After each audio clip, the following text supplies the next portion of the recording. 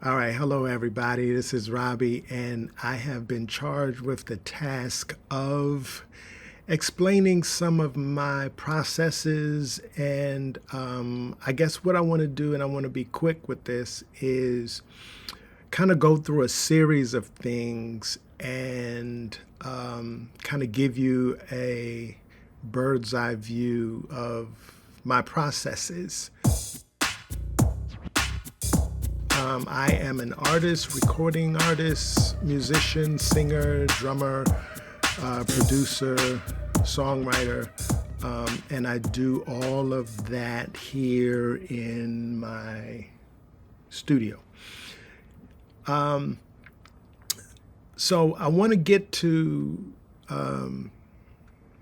something that the mastermind Zoom meeting had kind of briefly discussed.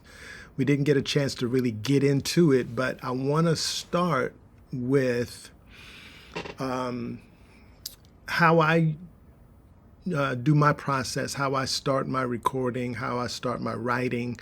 I start initially with this template.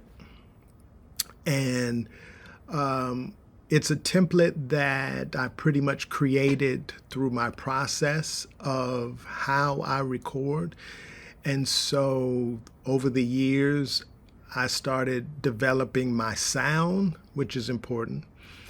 I started just developing as an artist what I wanted to use instrumentally and vocally and the whole 9 yards in my process.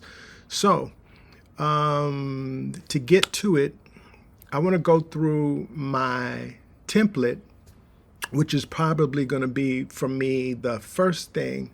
I will open up this template to get started. Logic is my DAW of choice. So if you have something different, same process. So what I've done is this. Because do a lot of vocals, because I'm a vocalist, I do a lot of my own vocals. I set up everything pretty much as a bus. Now, some people will do it differently. This is music. This is the creative process. So there's 5,000 different ways to do this. So this is just one way that I've learned over the years that kind of, okay, works for me. And so this may work for you, it may not. There are several different ways that you can just simply create a template. Now, what I've set up is, this is a bus. And what I've done was group 1, 2, 3, 4, 4 vocal chains, 4 different vocals, if you can see over here. 4 different vocal chains, or vocal tracks rather. And so what I do with that is that I may just do maybe the first verse. I may put that on one track. Then I may do the second verse. And then I may do the chorus on another track. And then I may do ad-libs on another track. Depending on the day, depending on how I feel, I may just do everything on this one track. Everything's done on this one track. But because they're grouped, processing is done one time, which is saving me CPU. Everything is done all together. Here is my kind of vocal chain. And I'll open that up. I use the Slate digital. So I have, this is a mic pre, an EQ, and a compressor to start. Yeah, and this is necessarily not you. You may not have gone to this extent, but you kind of get the idea. You can put a stock EQ and a stock compressor on there, and you're still in the ballpark. You're still doing fine. Then here I just have different buses for a plate EQ, a plate reverb, a tape delay, and then maybe a wooden room to kind of because this room is not soundproofed, so I may just use that. It depends. So all of that's there in my template so that if I need to use it, I don't have to go looking for it. That's the main thing main reason for putting together a template. So I'm not looking for anything unless, okay, maybe I want to do a different reverb. Okay, I can do that, but who's to say this doesn't work? So that's that. Then we go to another group. Here is my background vocals, all of my vocals. What I do is I will double my vocals. I may do like let's say a soprano range, and I'll do that twice, and I'll pan it left and right. And then on to maybe an alto, to pan it left and right. Now, other part, here are my keys. Here I have a piano setting, and then the other one I have a Rhodes setting.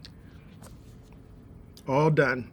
Not necessarily meaning that I'm going to use both of them. I'm going to use probably I create and write from a piano. That's what I kind of start with when I do chord progression. So I'll start with the piano. The piano is there, and then the Rhodes is there as well. So I may be inspired to do it from the Rhodes. It depends. Then I have a percussion,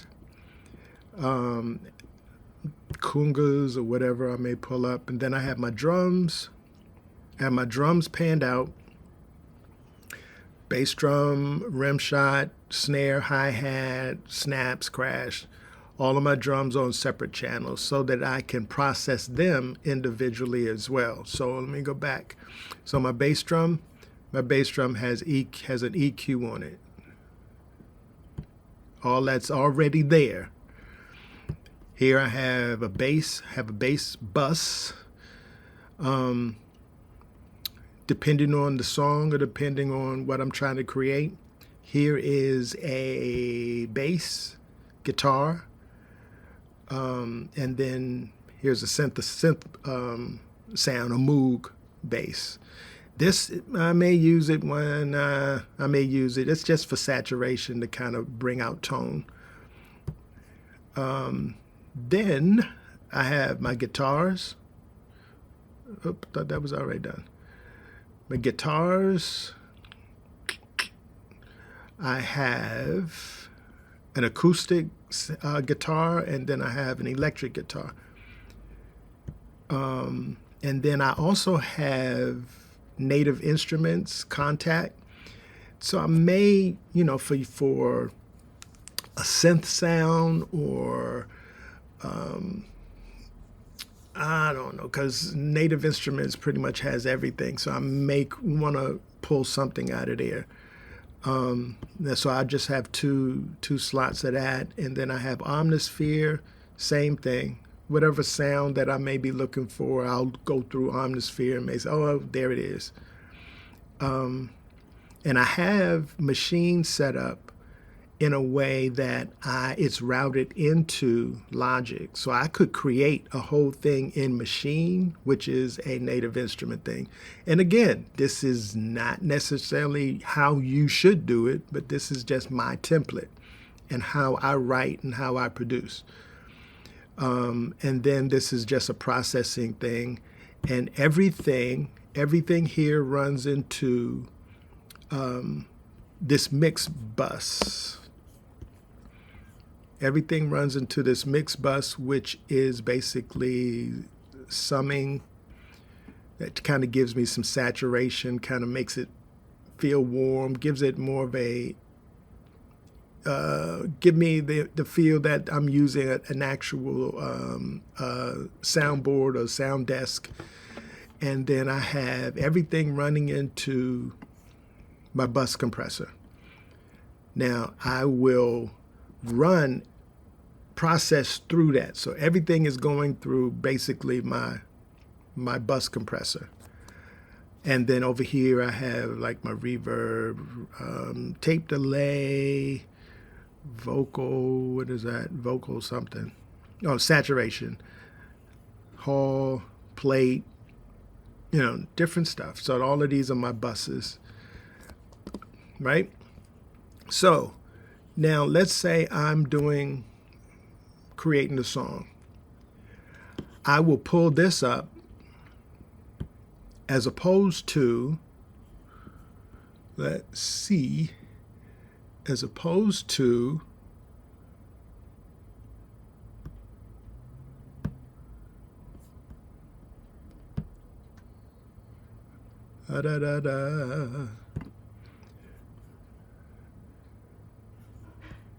as opposed to drum roll,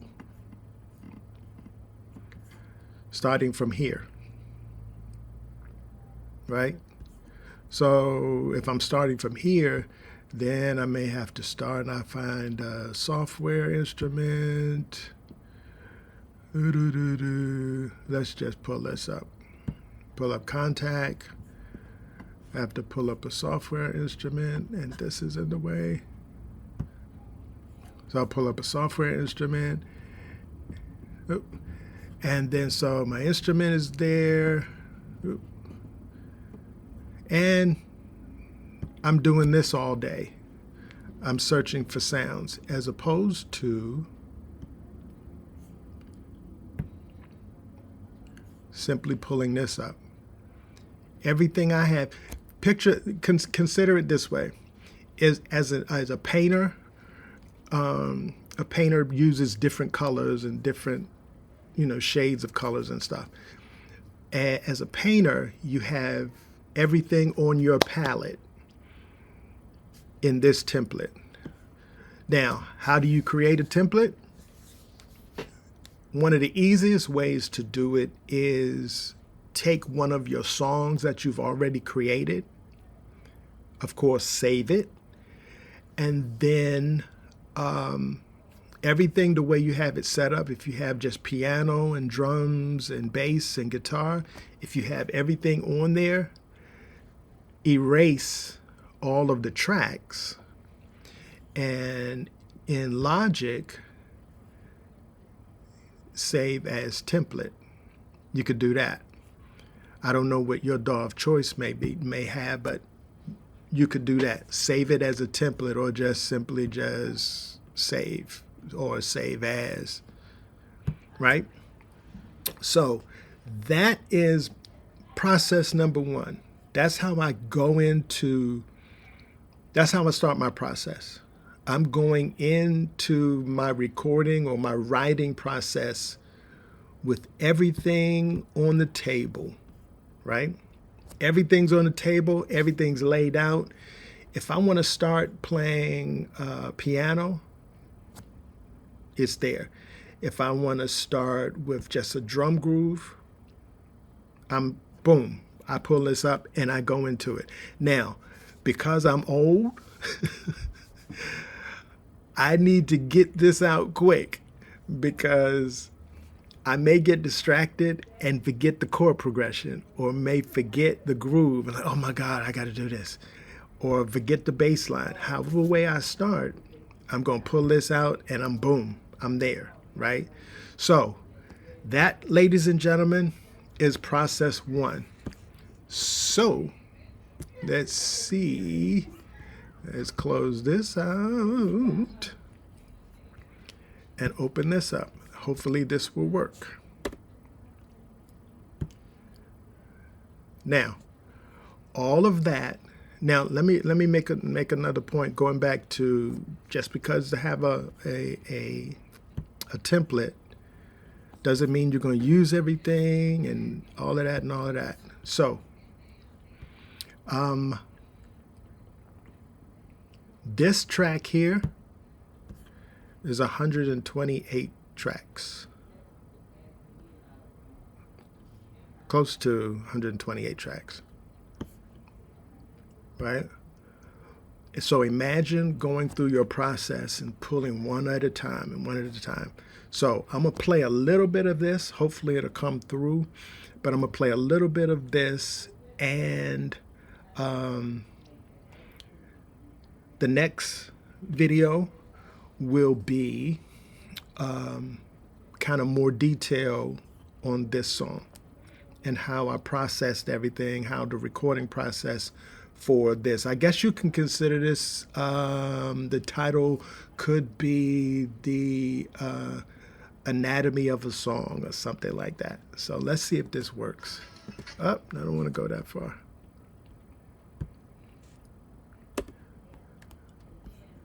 There we go. Let's see if this goes through. Around the world, keep spinning, spinning, spinning, spinning. On and on. Hopefully this comes through. On and on. The number you have dialed is not in service at this time. On and on. On and on. The number you have dialed is not in service at this time, at this time, at this time, at this time, at this time. Round the world, keep spinning. No one seems to get far. All alone pretending, all for one and one for all. What kind of world must we live in? Children crying. What kind of life have they been given? People dying, empty prayers filled with silence. And no one seems to know just where to start. Well, I've had enough of this on and on. On and on. On and on. On and on.